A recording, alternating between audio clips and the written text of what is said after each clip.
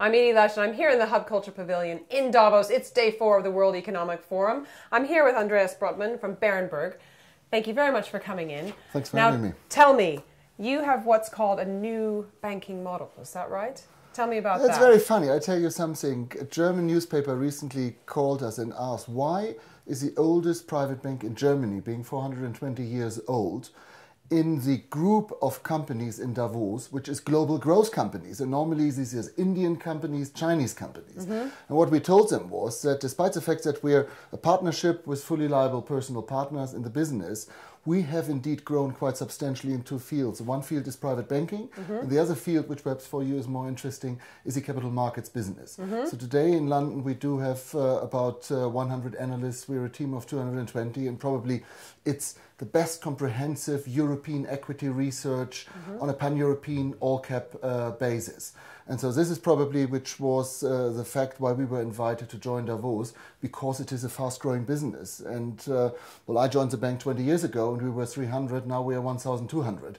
And this is in a time when everybody else is scaling down. So this is pretty fascinating. So do you think this could be a new model for the future? Are others going to copy you? Yeah. Well, can it be a model for the future? Well, I'm quite surprised to hear, for example, that people from UBS are saying, well, we want to increase on wealth management, while knowing, and this is a market, that with wealth management over the next couple of years, it will be particularly more difficult to make money for both the client, because of the interest rate environment, and for the bank. So we go the opposite way. Can others copy? Well, I think everybody could go this route, but what you need is talent, and you need a reputation, you need to build a reputation, and this is what we did recently in London, so that research teams from first-class banks join Berenberg and say, hey, this is an address where we like to work. And the reason why they tell this and why they say is because Berenberg is a partnership, as I said, with fully liable partners. And it's a completely different model to the banks which are stock market listed, where you have a CEO, where a CEO is coming, leaving. So here really is a long-term commitment. There's a family involved, and there's a growth business which is very entrepreneurial. So that's probably why we have been quite successful recently. So tell me, what are the biggest issues within private banking, do you think, now? Well, there are several issues, and they all do not work well for private banking. The first issue is that, and we talked about this here at Davos earlier, that regulation is really tough. Being a bank, well, it's the same whether it's in London, we have a private banking operation in London as well, or in Germany. The regulation is hitting you so hard. The need for additional IT investment, the requirements you have to fulfill for an advisor to really give advice.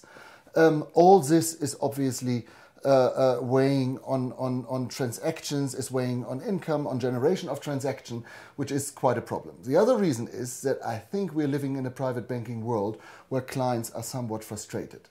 After 10 years of financial crisis, the tech boom, then the financial crisis, Lehman, altogether, I think they have lost a little bit the belief that there are investment advisors around which can give them added value.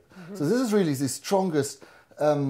strongest challenge we face, to convince people and to bring back conviction and trust that we are able to produce and to give added value. And the third thing definitely is the low interest rate environment. In an interest rate environment, when people earn on their conservative investment something like 0.5% to 1.5%, they are not willing to pay a bank 100 to 150 basis points. So I think these are the challenges we face. Really challenging. So how are you finding customer retention? Do you have families who've been with you for years and years and years? Or are you actively having to go out and get new clients? I think it's both. Berenberg is different than perhaps the former Saal Oppenheims. Berenberg was a local Hamburg merchant bank. Berenberg was a bank which was in trade finance, which was in all different parts of business, and which built its private banking, different to Swiss banks, for example, over the last 50 years, I would say. Now, with this in mind, our client base has always been initially the client base of people who have a fortune between 1 and 5 million, 1 and 10 million. And over the last couple of years, this bank developed quite nicely into the sphere of the ultra-high net worth individuals. So this original client base is extremely loyal and they appreciate the structure of the bank. The bank is very healthy, the capital structure is very healthy. So there we do have a long-term commitment indeed, and obviously we have to try hard to serve their needs and not ours. The other is quite a challenge in an environment where there is not a lot of trust into banks. Absolutely. To gain new clients, you cannot just come and visit an industrialist in Germany or in the UK and say, hey, I want your private banking account. I want a discretionary management account. So you really have to come and try to solve his needs, his requirements. And these requirements normally do not lie on the point, manage my assets, but they are more the inheritance of their company.